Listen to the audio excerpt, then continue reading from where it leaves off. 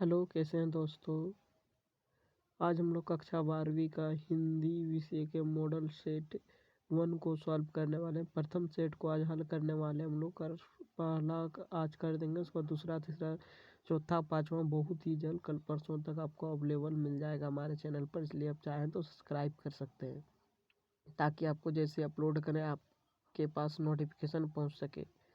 तुम लोग इस मॉडल सेट को सोल्यूशन करते हैं कक्षा 12वीं के हिंदी कोर को। चलिए अब करते हैं जो झारखंड बोर्ड के लिए प्रथम सेट है। जिसमें लिखा गया है प्रथम में कि यहाँ लिखा गया है कि निम्नलिखित पद्यांश को ध्यान पूर्वक पढ़कर प्रश्न 1 से 4 के लिए सही विकल्प का चयन कीजिए। ये कुछ पद्यांश दे दिए गए हैं, इनको बोलें कि पढ़िए, आप क्या करिए 1 से 4 के लिए सही विकल्प का चयन कीजिए। तो ये पद्यांश है। आ रही रवि की सवारी। रवि मतलब क्या होता है? सूर्य होता है, यानी कि सूर्य की सवारी आ रही है। नव किरण का रथ सजा, यानी कि नई किरणों का क्या सजा है? रथ सजा। इस पर आ रही क्या है? रवि की सवारी। रवि यानी कि सूर्य की सवारी आ रही है। कली कुसुम से पथ सजा है, बादलों से अनुचरों ने स्वर्ण की पोशाक धारी। आ रही रवि की सवारी। विहक बंदी और चारण गा रहे कृति गायन, छोड़कर मैदान भागी तारकों की फौज सारी। कहते हैं कि जो तारकों का जो फौज था, तारा वगैरह जो थे, जैसे ही सुबह होते ही वे रवि अपने सवारी पर नए किरणों के साथ आ रहे हैं। तो क्या कर रहे हैं? तारा जो हैं, तारक लोग वो सब क्या कर रहे हैं? तारकों की फौजी सारे मैदान छोड़ के क्या कर रहे हैं? भाग रहे हैं। कि उनकी रोशनियाँ इतनी कम हो जा रही कि वो दिख नहीं रहे हैं, सिर्फ सूर्य की रोशनी दिख रही है। आ रही रवि की सवारी, चलता उछलूं विजय कह पर ठिठकता यह देख के। कहता है कि यह देख के ठिठकता हूँ, रात का राजा खड़ा है राह में भिखारी बनकर। कहता है रात का जो राजा चंद्रमा होता है वो राह में भिखारी बनकर खड़ा है, यानी कि वो उसका रोशनी बिल्कुल दिखाई नहीं दे रहा सूर्य के सामने। तो उसके सामने वो क्या बन गया है? भिखारी बन गया है। यानी कि कहता है यह ठिठकता देखकर। कौन देख के यह ठिठकता है? कवि देख के यह ठिठकते हैं कि रात का जो राजा है और राह में क्या बन गया? भिखारी बन गया। यानी कि चंद्रमा भी वो भी भिखारी बन गया। आ रही रवि की सवारी। चलिए प्रश्न को सॉल्व करते हैं। दिनकर की सवारी को देखकर कौन मैदान छोड़कर भाग जाते हैं? दिनकर, वही दिनकर सूर्य का ही पर्यायवाची होता है दिनकर, रवि। तो ये दिनकर मतलब क्या है? रवि। रवि की सवारी को देखकर कौन मैदान छोड़ के भाग जाता है? आपको अभी बताए, छोड़कर मैदान भागी तारकों की फौज सारी, यानी कि तारे। कौन होगा आंसर इसमें? कौन सा करेक्ट हो जाएगा आपका? ऑप्शन नंबर ए करेक्ट हो जाएगा। इसमें आप टिक कर दें ऑप्शन नंबर ए। नेक्स्ट प्रश्न को देखेंगे। नेक्स्ट प्रश्न क्या है यहाँ? नेक्स्ट प्रश्न हमारे सामने है, पर ठिठकता देख कर यह पंक्ति से कवि का क्या आशय है? कि किसको देख के वह ठिठकता है? तो यहाँ स्पष्ट रूप से लिख दिया गया है। देखिए आप देखेंगे, पर ठिठकता देख कर, देखिए यहाँ लिखा है पर ठिठकता देख कर यह क्या? यह देखकर रात का राजा, यानी कि रात का जो राजा है राह में क्या बनकर खड़ा है? भिखारी बनकर खड़ा है। वही देख के वो कवि क्या हो रहे हैं? ठिठक रहे हैं। तो पूर्ण क्या आशय? कवि सूर्य को आता देखकर ठिठक जाता है, ये तो बिल्कुल बात सही नहीं है। कवि सूर्य को आता देखकर प्रसन्न हो जाता है, वो भी नहीं है। कवि को सूर्य का दृश्य बहुत अच्छा लगता है। कवि सूर्य के सामने चंद्रमा को निस्तेज देखकर वो ठिठक जाता है, बात यही सही है। कि जो रात का राजा था बनकर क्या बन गया है? भिखारी बन गया। यानी कि कभी सूर्य के सामने चंद्रमा को निस्तेज देखकर ठिठक जाता है। उसको निस्तेज देख के सूर्य के सामने चंद्रमा को क्या करता है? वो ठिठक जाता है। नेक्स्ट प्रश्न है, कली कुसुम से पथ सजाया, पंक्ति में कौन सा अलंकार है? तो ऑप्शन नंबर बी करेक्ट हो जाएगा, रूपक। नेक्स्ट प्रश्न आपके सामने है, अनुपयुक्त कथन छांटिए। अनुपयुक्त क्या है? इस जब पद्यांश को पढ़ें तो अनुपयुक्त क्या है? सूर्य का रथ नई किरणों का है, बिल्कुल सही है, ये करेक्ट है। ये अनुपयुक्त नहीं है, ये उपयुक्त है। बादल सूर्य से के सेवक हैं, ये तो बिल्कुल यहाँ पढ़े ही नहीं है पद्यांश में हम लोग कि ये बादल जो है सूर्य के सेवक है। तो यही क्या हो जाएगा? यहाँ करेक्ट है, यही अनुपयुक्त है। अरे ये सब क्या है? उपयुक्त है। देखिए चंद्रमा रात का राजा है, ये तो उपयुक्त है एकदम। पक्षीगण सूर्य की फौज है, ये भी उपयुक्त है। सूर्य का रथ नई किरणों का, ये भी उपयुक्त है। लेकिन अनुपयुक्त सिर्फ क्या है? बादल सूर्य के सेवक हैं। तो करेक्ट हो जाएगा ऑप्शन नंबर बी। नेक्स्ट प्रश्न आपके सामने है, निम्नलिखित पद्यांशों को ध्यानपूर्वक पढ़कर प्रश्न 5 से 8 के लिए सही विकल्प का चयन कीजिए। चलिए पढ़ लेते हैं। क्या? राह पर खड़ा है। राह मतलब क्या होता है? रास्ता। रास्ता पर खड़ा है, सदा से ठूट नहीं है। सदा से ठूट नहीं है, दिन थे जब वह हरा भरा था। कहते हैं कि कोई पेड़ कभी हरा भरा भी था, अभी जो ठूट दिख रहा है, खराब दिख रहा है, जिसमें शाखा नहीं है, शाखाहीन है, वो सदा से ऐसा नहीं थे जो राह में खड़ा है। और उस जन संकुल चौराहे पर अपनी छतनार डालियों से बटोही की थकान अनजाने दूर करता था। और क्या करता था तभी, जो जन संकुल होते थे, भीड़ भाड़ लोग रहते थे चौराहे पर, तो अपने छतनार डालियों से, की जो छत्ता जैसा डालियाँ होती थी, उससे लोगों की थकान को क्या करते थे, दूर करते थे, धूप से उसको क्या करते थे, बजाते हैं। इस तरह आपको पूरे गद्यांश को पढ़ लेना, उसके बाद आंसर देना। जनसंकुल का आशय क्या है, अभी पढ़े थे हम लोग, क्या है, भीड़ भाड़ है, तो ऑप्शन नंबर बी क्या हो जाएगा, करेक्ट हो जाएगा आपका। आम की छतनार डालियों के कारण क्या होता है, यात्रियों का क्या होता है, थकान मिटता है, क्या होता है, थकान मिटता है। तो ऑप्शन नंबर सी करेक्ट हो जाएगा इसमें। नेक्स्ट प्रश्न आपके सामने है, शाखाहीन शुष्क वृक्ष को क्या कहा गया है, ठूट कहा गया है, क्या कहा गया है इसमें, ठूट वृक्ष। ऊपर के लाइन में ही लिखा था, तो ऑप्शन नंबर सी क्या हो जाएगा इसमें आपका, करेक्ट हो जाएगा। नेक्स्ट प्रश्न है, निर्विलंब का पर्यायवाची शब्द कौन सा है, निर्विलंब। तो इसका करेक्ट आंसर आपके सामने होगा ऑप्शन नंबर ए, निराश्रित। अब नेक्स्ट प्रश्न आपके सामने है कि आलेख का अभिप्राय क्या है, आलेख का अभिप्राय क्या है। आलेख जो हम लोग लिखते थे, किसी विषय पर सर्वांगपूर्ण जानकारी जो तथ्यात्मक, विश्लेषणात्मक तथा विचारात्मक हो, या फिर बी गंभीर अध्ययन पर आधारित प्रमाणिक रचना हो, या फिर सी जिसमें विचार तथा तथ्य की पुनरावृत्ति न हो, या फिर डी उपयुक्त सभी। देखिए अधिकतर क्वेश्चनों में उपयुक्त सभी करेक्ट होता है, इसमें भी उपयुक्त सभी करेक्ट होगा, डी ऑप्शन करेक्ट होगा इसमें। नेक्स्ट प्रश्न है, फीचर में तथ्यों की प्रस्तुति का व्यापक ढंग कैसा होता है, एकदम व्यापक होता है, कैसा होता है, व्यापक। तो ऑप्शन नंबर बी क्या हो जाएगा, करेक्ट हो जाएगा आपके सामने। नेक्स्ट प्रश्न आपके सामने, संपादकीय किसे कहते हैं, तो उसको कहते हैं संपादक द्वारा किसी प्रमुख घटना और समस्या लिखा गया विचारात्मक लेख को क्या कहता है, संपादकीय कहता है। तो ऑप्शन नंबर बी करेक्ट।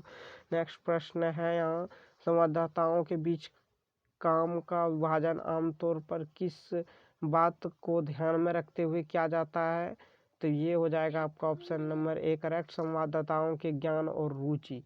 तो ऑप्शन नंबर ए हो जाएगा इसमें क्या, करेक्ट हो जाएगा। अब नेक्स्ट प्रश्न सामने हम लोगों का, भारत का पहला छापाखाना कब खुला, तो वे खुले थे 1556 में, कहाँ खुले थे, गोवा में। तो आपको याद रखना ऑप्शन नंबर बी करेक्ट होगा, 1556 ईस्वी। नेक्स्ट प्रश्न आपके सामने, फ्री लॉन्सर पत्रकार का अर्थ क्या है, फ्री मतलब ये होता है स्वतंत्र, तो इसमें करेक्ट आंसर क्या होगा आपका, सी हो जाएगा, स्वतंत्र पत्रकार। नेक्स्ट प्रश्न है आपके सामने, मुद्रित माध्यमों की सबसे बड़ी सीमा क्या है, मुद्रित माध्यम जैसे कि मुद्रित होते हैं, छपते हैं, जैसे अखबार वगैरह, इसकी सीमा क्या है, क्या चीज को ये लोग नहीं दे सकते जो तुरंत घटती है। जैसे कोई घटना अभी घट गया तो वो कल के न्यूज़पेपर में आएगा, तुरंत नहीं आएगा, तो क्या होगा, तुरंत घटी घटनाओं की प्रस्तुति का इसमें क्या होता है, मुद्रित माध्यमों में ये इसका अभाव होता है, ये इसकी क्या है, सीमा। तो ऑप्शन नंबर बी करेक्ट इसमें हो जाएगा। नेक्स्ट प्रश्न आपका सामने, उद्दंड मातृ नामक समाचार पत्र का स्थापना कब हुआ था, कब शुरू हुआ, 16 का करेक्ट आंसर हो जाएगा आपका यहाँ ऑप्शन नंबर ए 1826 ईस्वी। अब नेक्स्ट प्रश्न हमारे सामने है, पत्रकारिता का मूल तत्व क्या है, तो ऑप्शन नंबर सी करेक्ट हो जाएगा, जिज्ञासा, क्या है, जिज्ञासा।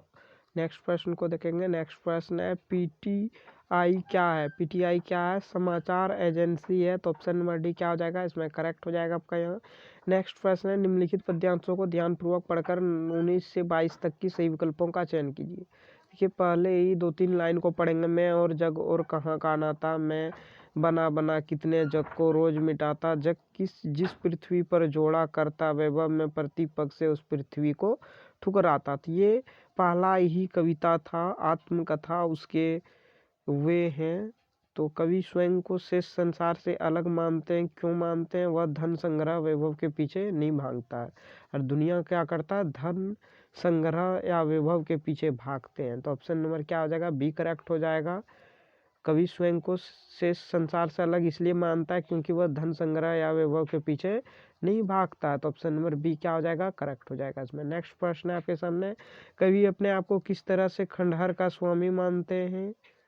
तो ऑप्शन नंबर ए है आपका, राजमहलों की भव्यता जिस पर निछावर हो, ये करेक्ट हो जाएगा इसमें आपका ऑप्शन नंबर ए। नेक्स्ट प्रश्न आपके सामने है, शीतल वाणी में आग लिए फिरना, इस शब्द का क्या, इस वाक्य का क्या अर्थ है, क्या द्योतित करता है? तो शांत चित्त किंतु घातक, या फिर शांत चित्त किंतु पथ भ्रष्ट, या फिर शांत चित्त किंतु अनिर्णायक, या फिर शांत चित्त किंतु दृढ़तापूर्ण। तो ऑप्शन नंबर डी क्या हो जाएगा इसमें आपका करेक्ट, शांति चित्त किंतु क्या, दृढ़तापूर्ण। तो आपका हो जाएगा ऑप्शन नंबर क्या, कौन सा करेक्ट हो जाएगा आपका यहाँ? ऑप्शन नंबर डी करेक्ट हो जाएगा आपका, ऑप्शन नंबर डी करेक्ट हो जाएगा। नेक्स्ट प्रश्न आपके सामने है, मैं प्रतिपग से उस पृथ्वी को ठुकराता, पंक्ति के माध्यम से क्या करना चाहता है? वह पृथ्वी का सम्मान नहीं करता, संसार उनके ठोकर है, वह भौतिक वैभव को तुच्छ समझता है, या फिर वह सम्मान का भूखा नहीं है। तो ऑप्शन नंबर क्या है, सी करेक्ट होगा। वह क्या, भौतिक वैभव का तुच्छ समझता है, उसको बड़ा चीज नहीं समझता भौतिक वैभव को। नेक्स्ट प्रश्न है आपके सामने, निम्नलिखित प्रश्नों के सही विकल्प का चयन कीजिए। क्या भूलूं या याद करूं, ये किस विधा का रचना है? तो आत्मकथा का रचना है। तो ऑप्शन नंबर बी क्या होगा, करेक्ट होगा इसमें। नेक्स्ट प्रश्न आपके सामने है, कविता के बहाने पाठ का कवि कौन है? तो वे थे कुंवर नारायण हैं। तो ऑप्शन नंबर सी करेक्ट हो जाएगा इसमें। नेक्स्ट प्रश्न आपके सामने है, हम दूरदर्शन पर बोलेंगे, पंक्ति में हम कौन है? तो ये दूरदर्शन पर कौन बोलेंगे, मीडिया बोलेंगे। तो ऑप्शन नंबर ए क्या होगा, करेक्ट हो जाएगा इसमें। कि दर्शक तो देखेंगे, समाज तो उसको जानेंगे, रचनाकार रचना करेंगे, लेकिन मीडिया क्या करेंगे, दूरदर्शन पर ही बोलेंगे, टीवी पर बोलेंगे। नेक्स्ट प्रश्न आपके सामने, मुक्ति बोध किस काव्य धारा के अगुआई कवि हैं? तो वो नई कविताओं के हैं। तो ऑप्शन नंबर सी करेक्ट हो जाएगा इसमें। नेक्स्ट प्रश्न आपके सामने, बहुत काली सील जरा से लाल केसर से की जैसे धुल गई हो, कौन सा अलंकार है इसमें? तो ऑप्शन नंबर बी हो जाएगा, उत्प्रेक्षा अलंकार। नेक्स्ट प्रश्न आपके सामने, नेक्स्ट प्रश्न है, निम्नलिखित गद्यांश को ध्यानपूर्वक पढ़कर 28 से 31 तक का सही विकल्प का चयन कीजिए। तो ये प्रश्न आप गद्यांश को पढ़िएगा 1-2 लाइन, इससे ही आपको पता चल जाएगा कि कौन सा पाठ है, भक्तिन का है। प्रश्न है इसमें कि भक्तिन कौन है? तो भक्तिन कौन थी? लेखिका की सेवक थी, यानी कि महादेवी वर्मा की क्या थी, वह सेवक थी। नेक्स्ट प्रश्न है, भक्तिन हनुमान जी से स्पर्धा क्यों रखती थी? तो ऑप्शन नंबर इसमें करेक्ट हो जाएगा सी, एकनिष्ठ सेवा भाव के कारण। अब नेक्स्ट प्रश्न आपके सामने है, नेक्स्ट प्रश्न क्या आपके सामने कि भक्ति नौकरी की खोज में क्यों आई थी? इसलिए आई थी, पारिवारिक और सामाजिक चुनौतियों के कारण वो क्यों आई थी नौकरी की खोज में? महादेवी वर्मा के पास वो पहुंच गई। नेक्स्ट प्रश्न है आपका यहाँ, शेष इति वृत्त का क्या अर्थ है? तो इसका ऑप्शन नंबर करेक्ट हो जाएगा आपका यहाँ।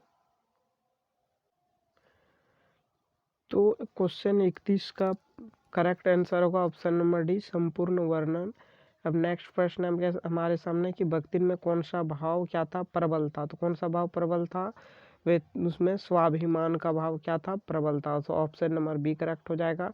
नेक्स्ट प्रश्न है कि भक्ति महादेवी से कितने वर्ष बड़ी थी? ये तो कहानी में कहीं दिया गया नहीं, फिर भी अनुमानतः माना जाता है कि वे 25 वर्ष क्या थे, वे उनसे बड़े थे। तो ऑप्शन नंबर सी क्या होगा इसमें, करेक्ट होगा। नेक्स्ट प्रश्न है कि बाजार दर्शन के लेखक कौन है? तो कौन है बाजार दर्शन के लेखक? जनेंद्र कुमार। तो ऑप्शन ए क्या होगा, करेक्ट होगा इसमें। नेक्स्ट प्रश्न आपके सामने है, बाजार को सार्थकता कौन देता है? सार्थकता यानी कि सार्थक अर्थ उसको कौन देता? आवश्यकता अनुसार वस्तुओं का क्रय करने वाले ग्राहक, कि जो आवश्यकता हो वे। तो ऑप्शन नंबर ए ही इसमें करेक्ट होगा, अगला देखने की जरूरत है नहीं। नेक्स्ट प्रश्न आपके सामने है, नेक्स्ट प्रश्न में है बाजार दर्शन है क्या है? एक निबंध। तो ऑप्शन नंबर ए क्या होगा इसमें करेक्ट होगा। नेक्स्ट प्रश्न आपके सामने है, सिल्वर वेडिंग पार्ट के लेखक कौन थे? तो मनोहर श्याम जोशी थे। अरे इस पार्ट का कौन था, क्या कहते हैं, अगर दी माने नायक हीरो कौन था इस पार्ट का? तो वो थे यशोधर्मा, पर उसके आदर्श व्यक्ति कौन थे? तो वे थे किशनदा पांडे।